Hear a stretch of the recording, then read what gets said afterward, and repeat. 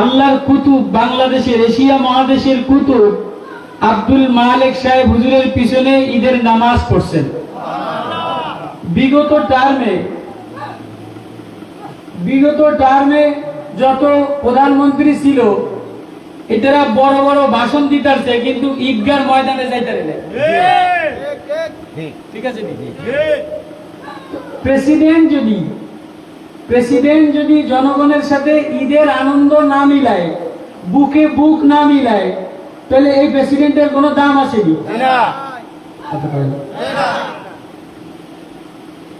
President তো সে যে জনগণের সাথে কাঁধে কাঁধ মিলাইতে পারে, নামাজের কাতারে দাঁড়াইতে পারে, সিজদা দিতে পারে, টুপি মিলাইতে পারে, পাঞ্জাবি মিলাইতে পারে।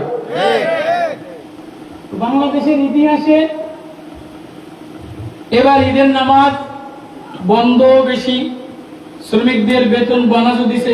প্রত্যেক ঈদে দেখেন ঢাকা অচল করে দিয়া গার্মেন্টসরা আন্দোলন সংগ্রাম করছে। এবারে ঈদের আগে কোন গার্মেন্টসে আন্দোলন সংগ্রাম শ্রমিকরা বোনাস বেতনের জন্য কিছু করে নাই। ডক্টর ইউনূস আল্লাহ তারে এক মেধা দিছে, তারে এক রাষ্ট্রনায়ক বানাইছে, তারে এক বুদ্ধি দিছে। সে এমন কৌশলে সকলকে গোছায় নিছে যে প্রত্যেকে ডাঙ্গা দেয় নাই, কৌশলে মহাব্বতের টানে শ্রমিকের গরিবের টাকা পৌঁছাইয়া দিছে। শেখ হাসিনা কইছিল কি, ইউনূস কাকারে পদ্মা নবীতে 2টা সুবান দিব।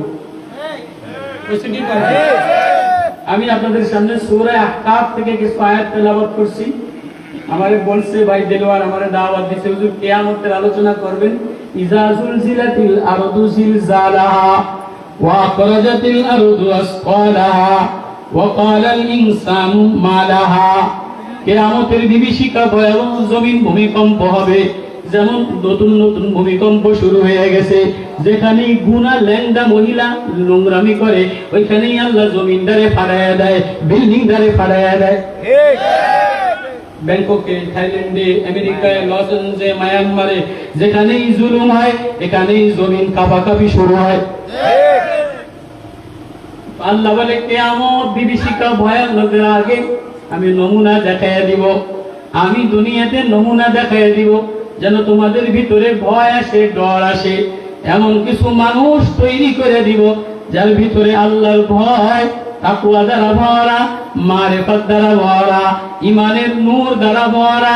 এমন কিছু মানুষ আমি তৈরি করে দিব যে আসমানের দিকে তাকাইয়া যা দোয়া করবে আল্লাহ তাই শুনে নিবে।